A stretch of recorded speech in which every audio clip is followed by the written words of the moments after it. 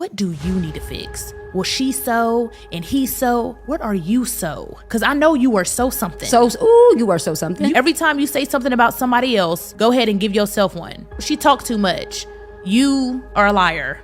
She's an alcoholic. You're an overeater. You're a glutton. You can't stop what goes into your mouth. And when you focus on that, you will stop trying to fix everybody else. You won't have time. You fixing yourself. I am so many things. I don't have time to worry about what you so. I'm so. True revelation comes when you stop saying, God, fix them, and you start saying, change me. Yes. If that's not how you see them, God, then change it in me. Yep. Show me how to talk to my friend about this.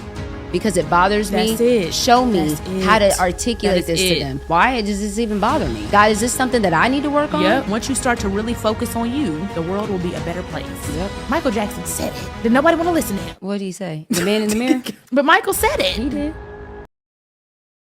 Okay, so I saw this video when I was scrolling through Instagram, and it was interesting because I saw this video and then I saw another video that I'm going to play for you guys also. And, you know, this is basically about self-accountability, right? And they're talking about people who are so busy pointing the finger at everybody else, right? But that they never realize all the fingers pointing right back at them. And the reason why I thought it was important to highlight this is because there's a lot of things that I feel like, you know, they've said before, or I've even talked about or reacted to, and I had an opposing view. But this is not personal, okay? I don't know them. This is me reacting. So when I hear somebody say something, though I may not be aligned with all of their views fully or on everything, when I'm aligned with something, I'm going to talk about it and I'm going to bring it up, okay? When they said the thing about MLK, I was not so... Obviously, I had a completely different thought process, but I like to do specific conversations and talk about specific things without being personal and talking about the specific person and their views and what that person thinks about or talks about on a daily basis. So anyway, in this video, this conversation is about personal accountability, right? It's about people being able to focus on themselves, women specifically being able to think about the things that they do instead of talking about what their friend does or what their friend doesn't.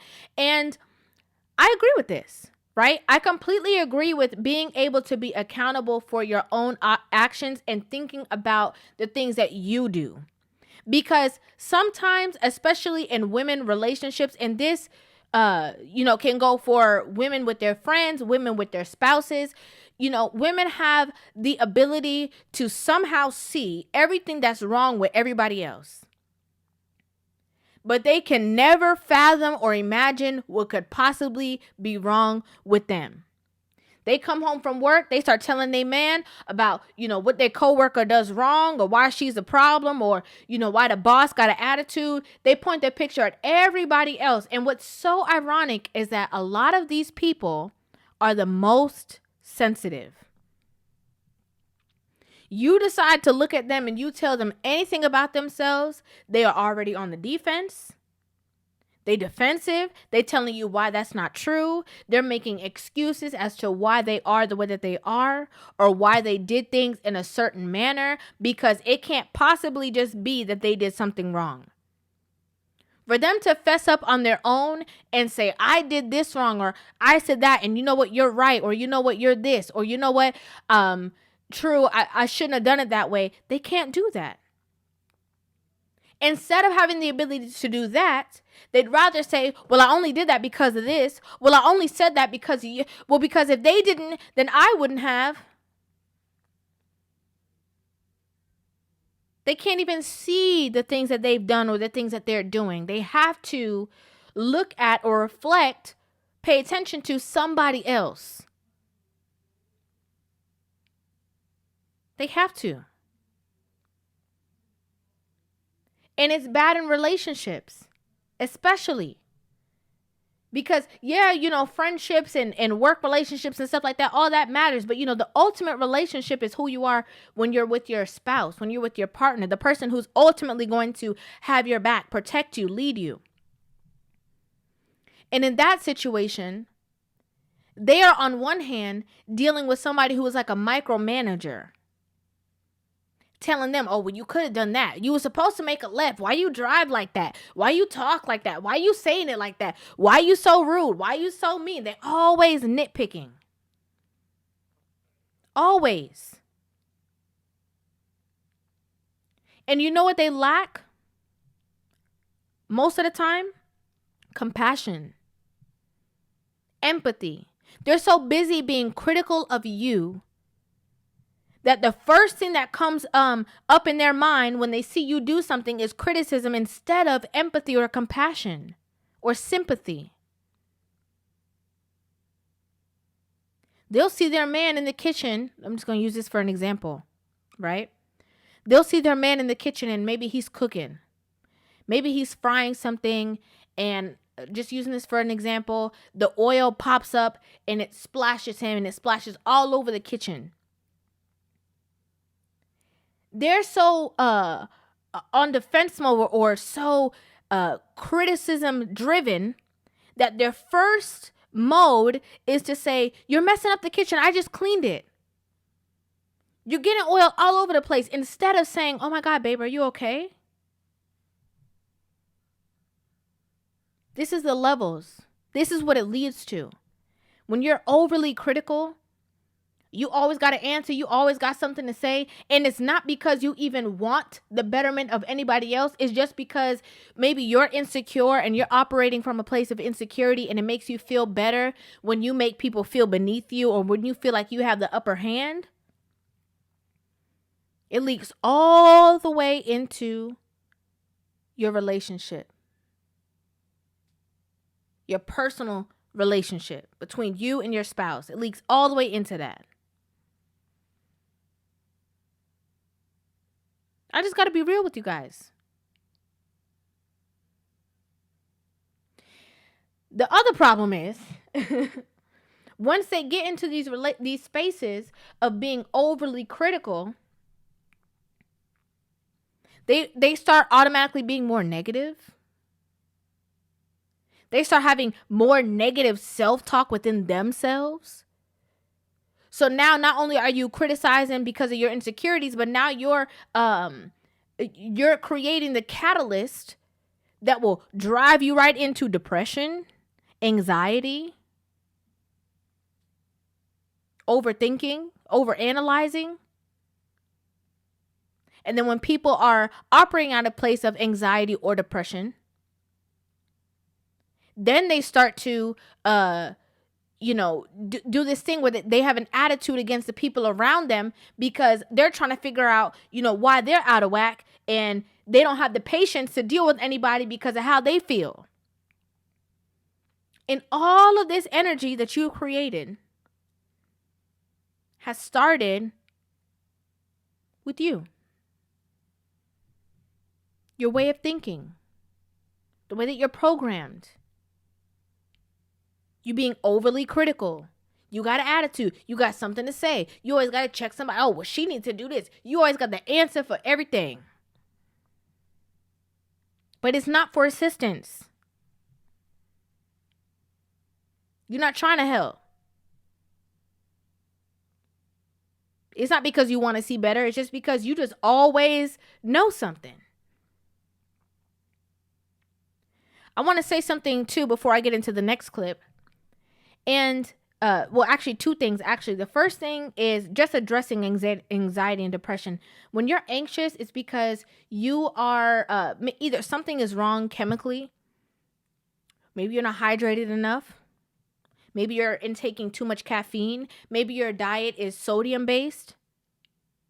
Maybe your sugar levels are off. Just throwing that out there. And depression starts a lot of reflecting on things that you cannot control. If you can't control something, it don't make no sense that you worry about it.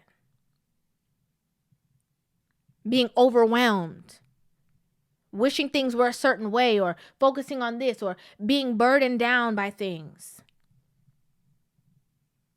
Sometimes it's by being overactive and trying to overdo things. Not realizing that you're just trying to fight from being that person that you were in your childhood. You're trying to still heal your childhood traumas by overdoing things because you don't want to be broke, or you don't want to be this, or you don't want to be that, or you want to live a certain lifestyle, or you want to have a certain, thing. All of these things. I just want to add that tidbit. That was the first thing. Second thing is that, ironically, what you, more times than not, especially when people are unhealed, what you find a problem with in somebody else is often a reflection of yourself. Often. And again, I have to say this. This is for people who are unhealed. People who are unhealed often, when they look at other people, they often, all the problems that they see that this person has, all the things that they got to say about this person, all the judgment that they're passing, it is often a reflection of you. What you are seeing in them that you don't like, it is actually a mirror of something that you don't like within yourself. Again, this is for unhealed people. So I love that they said this. Well, you sow. What do you sow? She sow this, he sow that, you're sow this, you're sow that. But what about you?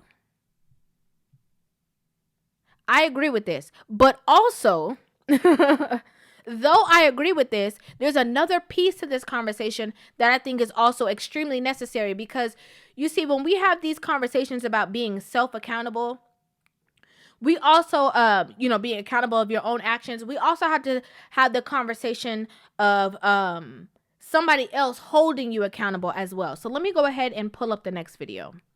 Something that I've learned about accountability is that a person who genuinely loves you is absolutely going to hold you accountable. The problem is that when you aren't actively growing, you aren't actively healing, you aren't actively working on yourself, the accountability feels like an attack. It feels like an attack to your character because of the simple fact that you know deep down inside you aren't putting the work in to actually heal yourself. You aren't putting the work in to actually get rid of those traumas. And instead, you deflect because you feel like this person can actually see the part of you that you are trying to hide so deeply. Or you simply try to avoid that person.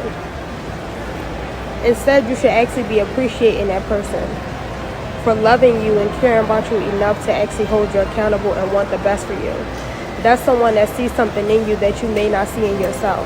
That's someone that literally, genuinely wants to see you win and want to see you grow.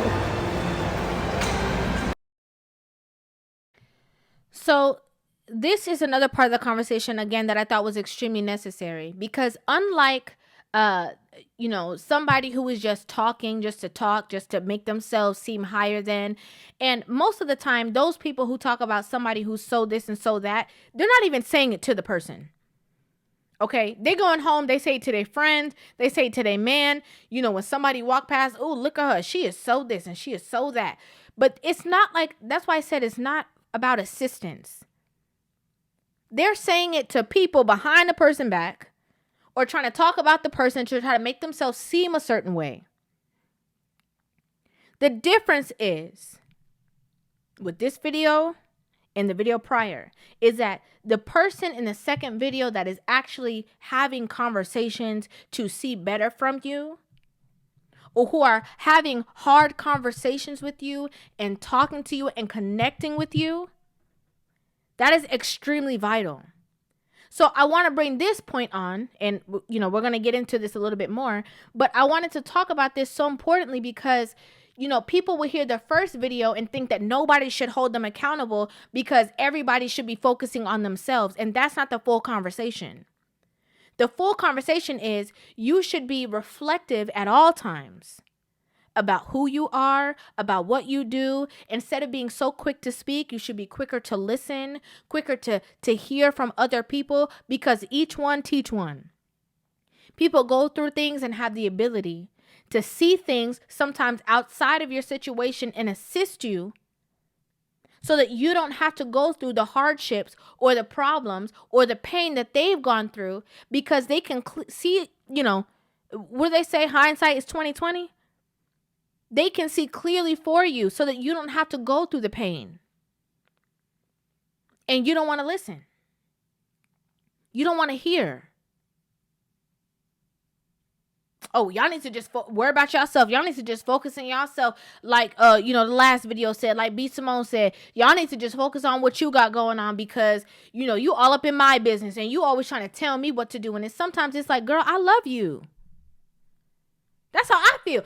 When I'm up here and I'm talking to women and women are mad in the comment sections or got an attitude or whatever, sometimes I'm from this space like, I love you. Like, and I understand that sometimes you don't know what true love is because people have just tiptoed around you.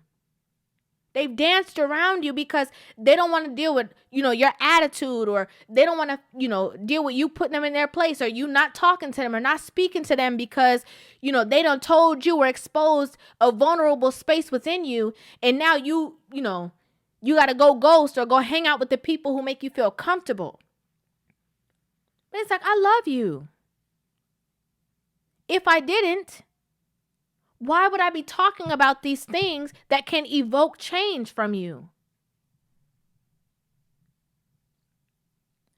Women especially, I have to say, should respect when women or people around you come to you and they talking to you out of love.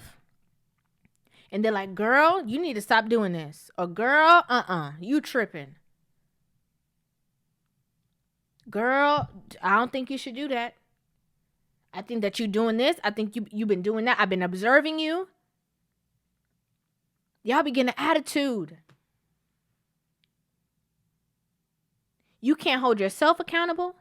Somebody can't hold you accountable. And you think you just got life by the reins and you can control everything and you just got it like that. Do you think that people are in our lives for no reason at all? Do you think that you're so, you know, perfect and without spot or wrinkle that nobody can assist you or help you in your growth? If that was the case, I doubt there would be no reason for there to be so many people in the world. Each one, teach one. We can all learn from each other. Different things. Maybe somebody, you know, can teach you about this and you can teach them about that. Maybe, you know, I'll use myself for example. Maybe somebody can teach me about certain things when it comes to fitness. Okay? Maybe my strong point is teaching them something about cooking. Cleaning. You know? For example, a lot of women just have their ego in the way. A lot of the main conversations that we have on a daily basis is about women being stuck in egotistical ways. That's how they get in their own way, by being egotistical. A lot of women aren't humble enough to be able to hear from somebody else because they're so arrogant. How dare you tell me about me? I'm perfect. Ain't nothing wrong with me. I'm a 10 across the board. My attitude perfect. I look good. By this, by that. You can't tell me nothing. And it's like, sis, somebody could tell somebody anything. You could learn from anybody. But it's the ego that wants to be on top. Wants to be the best at it all. Wants to be perfect at everything. The ego. A lot of people out there, not just women, but I'm just going to say this in general, but a lot of people, I have to say especially women, okay? I do have to say that because when we look at this day and age, we see a lot of women out there just showing their tail because of their ego. But a lot of women are operating out of a place of ego and they are actually bound by their ego. Their ego got them in shackles.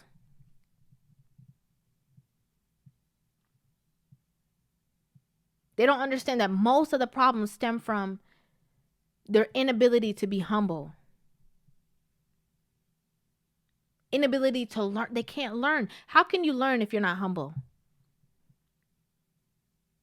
You know why kids learn so much at that very young age? Because they don't have an ego. They don't have a strong sense of ego and who they're trying to be and who they're trying to impress and who's not better than them. They're just sponges, absorbing. You can only learn, you can only grow, you can only evolve if you are able to be humble enough to do so, if you are able to be a sponge.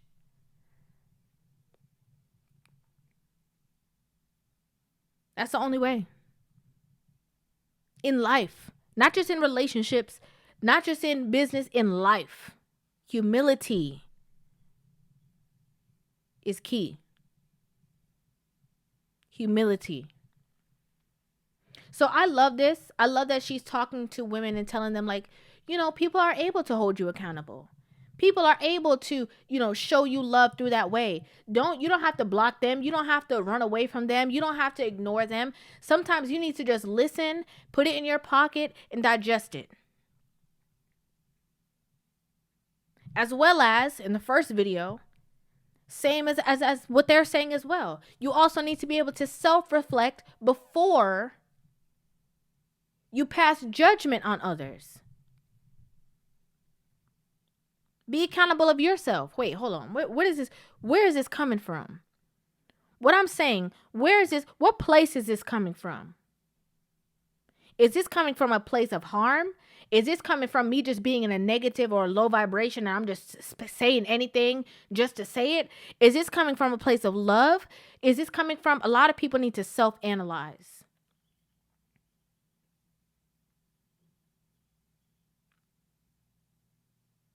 We have to know the difference. We have to know what's going on within ourselves. We have to know what's going on within our mindsets. We have to calculate, okay, she said this, I said this, my first thought was this. Where did that thought come from? Each one, teach one. But let me know what you guys think about this in the comment section down below. I'd love to hear you guys' opinions on both of these videos. Make sure you guys hit that subscribe button and give this video a thumbs up. And I will see you guys in the next one. Love you.